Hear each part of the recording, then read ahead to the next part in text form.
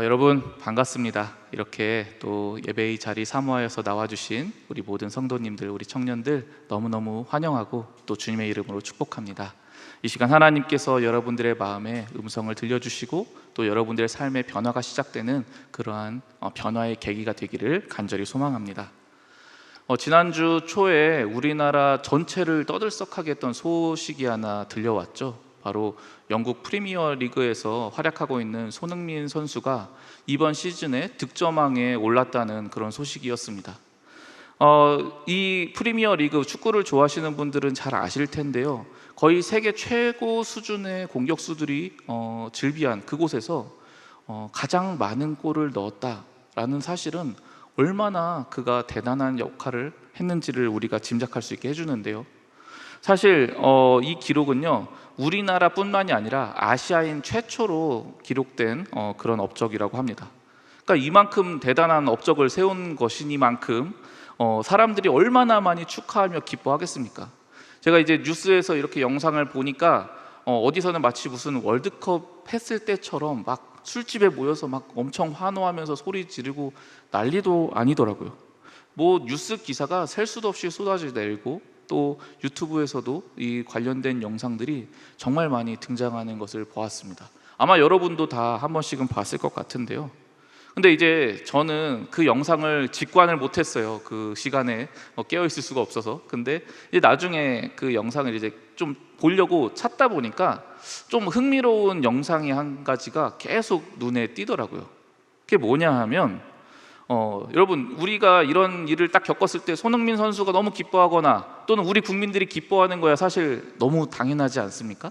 그런데 이 손흥민 선수가 소속되어 있는 이 토트넘 허스퍼라는 팀의 그 선수들이 너무나 기뻐하면서 열광하는 장면이 유독 많이 잡히더라고요. 저도 이 영상들을 찾아보는데 이 골을 넣었을 때 본인보다 주변 동료들이 완전 열광을 해요. 너무너무 기뻐하면서 다 달려들어서 손흥민 선수를 축하해주고 너무너무 기뻐합니다. 심지어는 라카룸에 가가지고 손흥민 선수가 뭐 이렇게 소감을 얘기하는데 다들 막 미친 듯이 날뛰더라고요. 사실 여러분, 우리가 살다 보면 뭐 직장에서든지 뭐 보면은 친한 사람 한둘은 있을 수 있고 좀 두루두루 친할 수는 있지만 그래도 그 사람들이 다 같이 달려들어서 그렇게 축하해준다, 이게 흔치 않잖아요. 그러니까 그게 얼마나 대단한 장면으로 보였던지 뉴스 기사도 참 많이 나오더라고요. 그런데 그 영상을 이렇게 보는데 그냥 저도 마음이 참 뭉클해지는 걸 느꼈습니다. 그 선수들 하나하나가 자기 일이 아니잖아요.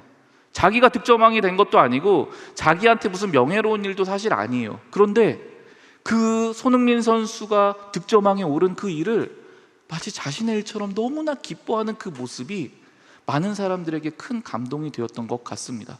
그래서 관련된 뉴스 댓글들 같은 데 보니까 저만 그렇게 느낀 게 아니더라고요. 근데 저는 그 모습을 보면서 우리 청년부 공동체도 이런 모습이었으면 너무 좋겠다 하는 생각이 많이 들었습니다.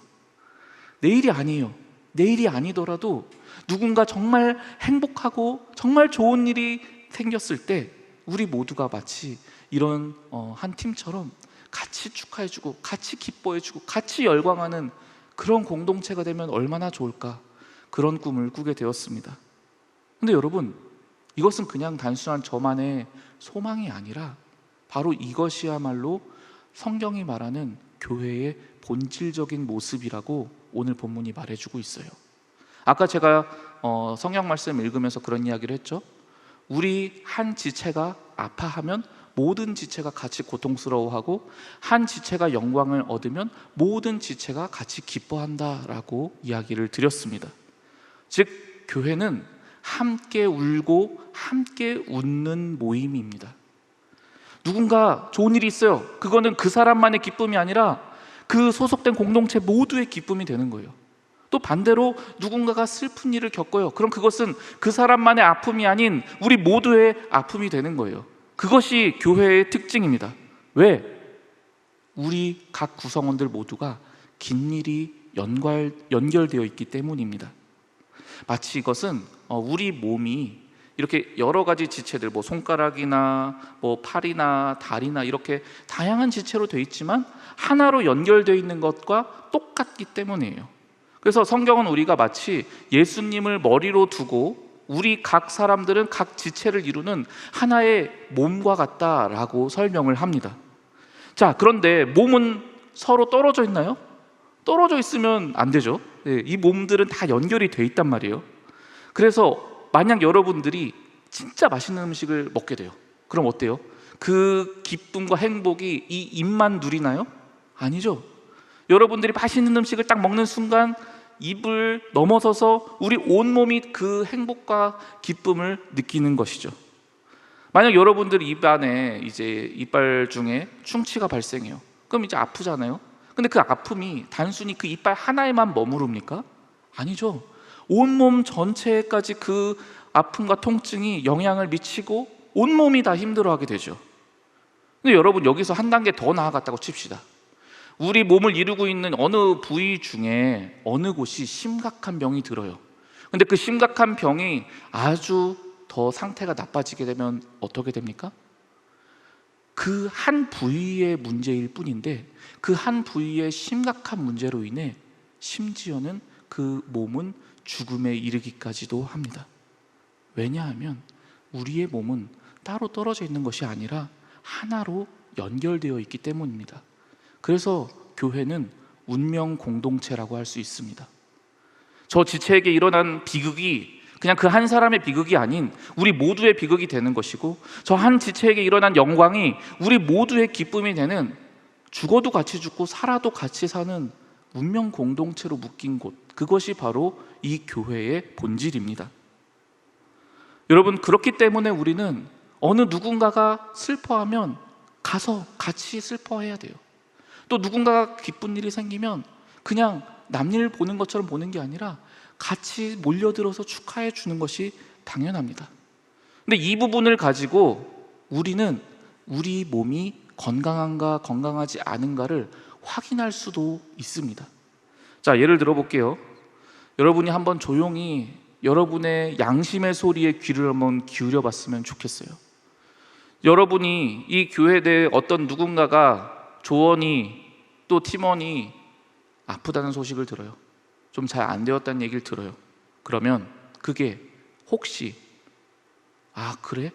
참 안 됐네 하고 그 순간만 살짝 그냥 속상한 느낌이 들 뿐, 곧 그 소식을 잊어버리고 그 소식이 나에게 아무런 영향을 미치지 못하는 그런 상태이지는 않으신가요? 또 반대로 누군가가 취업을 했대요. 결혼을 했대요. 근데 별 감흥이 없어요. 뉴스 기사들 포털 사이트에 가서 그냥 기사 하나 딱 클릭해서 읽어봤을 때의 느낌처럼 별 감흥 없이 뭐 그랬나 보다 하고 이렇게 지나가고 있는 그런 상태이지는 않으신가요? 여러분, 만약 제가 지금 언급한 것과 같은 그런 상태에 여러분이 혹시 계시다면 여러분, 이 문제를 우리는 아주 심각하게 받아들여야만 합니다. 왜냐하면 지금 나의 영적 건강이 매우 문제가 있다는 것을 보여주기 때문입니다. 여러분, 우리 몸은요 신경으로 연결되어 있어요. 그래서 고통이 생기거나 기쁜 일이 생기면 그것을 온 몸이 같이 공유하게 되어 있습니다. 그리고 그것이야말로 몸 상태가 건강하다는 너무나 확실한 증거입니다. 그런데 제가 가다가 방문이 있어요. 방문에 발가락을 세게 부딪혔어요. 그러면 그때 그 통증이 엄청나겠죠?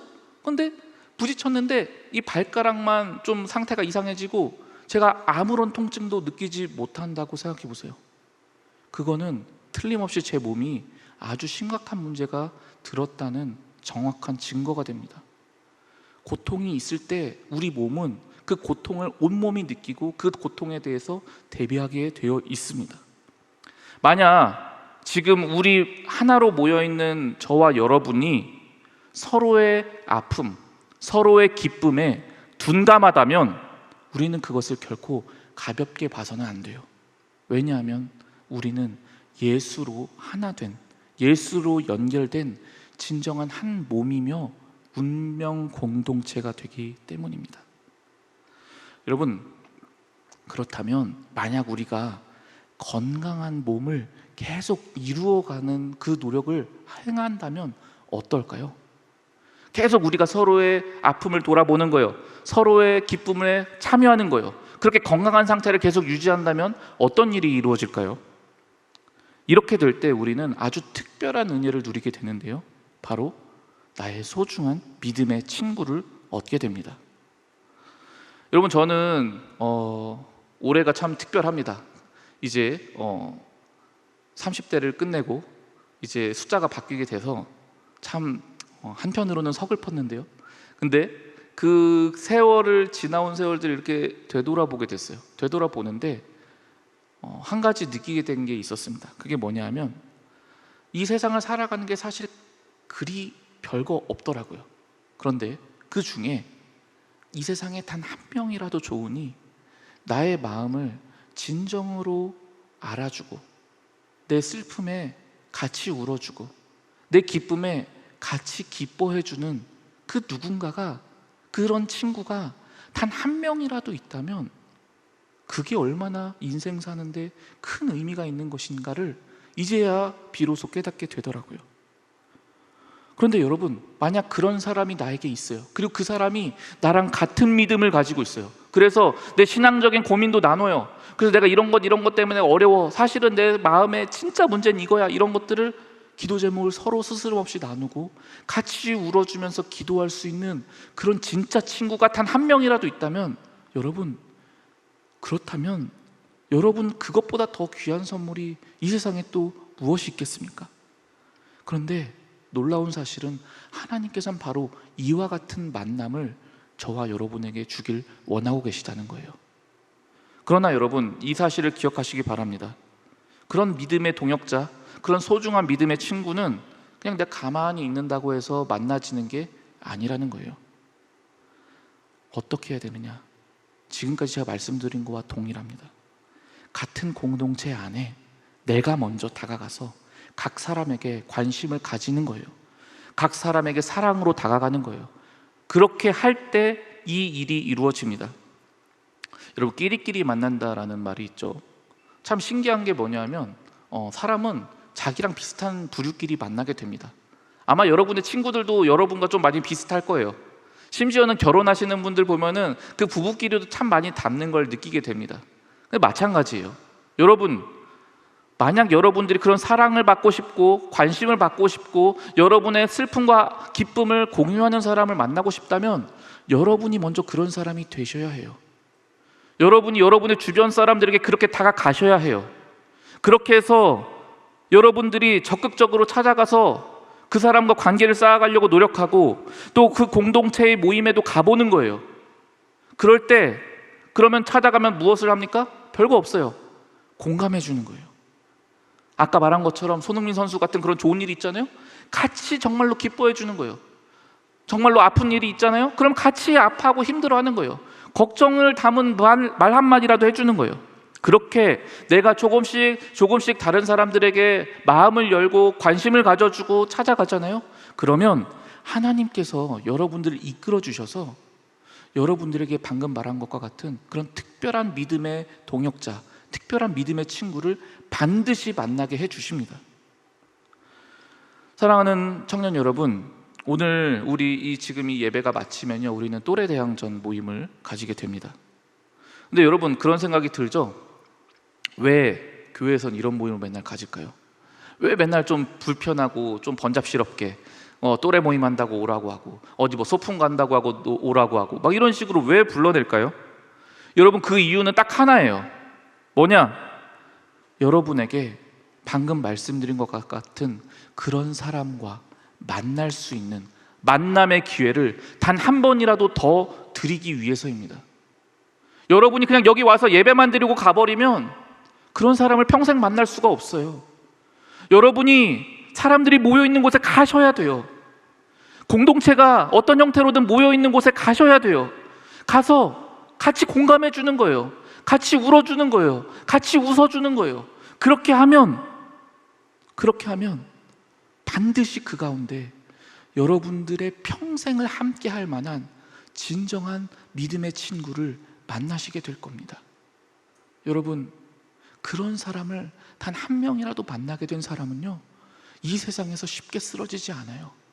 이 험하고 악한 세상에서 하나님이 우리를 이기면서 승리하면서 살아갈 수 있도록 여러 가지 장치를 주셨는데, 제가 볼 때 가장 소중한 선물이 바로 이 만남입니다. 여러분, 저는 바라기는 이곳에 있는 우리 모든 청년 여러분들이 평생 함께 서로 의지하며 나아갈 그 믿음의 동역자, 그 사람을 만날 수 있기를 바랍니다. 이것을 위해서 여러분, 조금 더 용기를 냅시다. 공동체 모임에 한번 가보는 거예요. 소그룹 모임에도 가보는 거예요. 여러 가지 사람들과의 만남에 내가 조금 더 용기를 내서 가보는 거예요.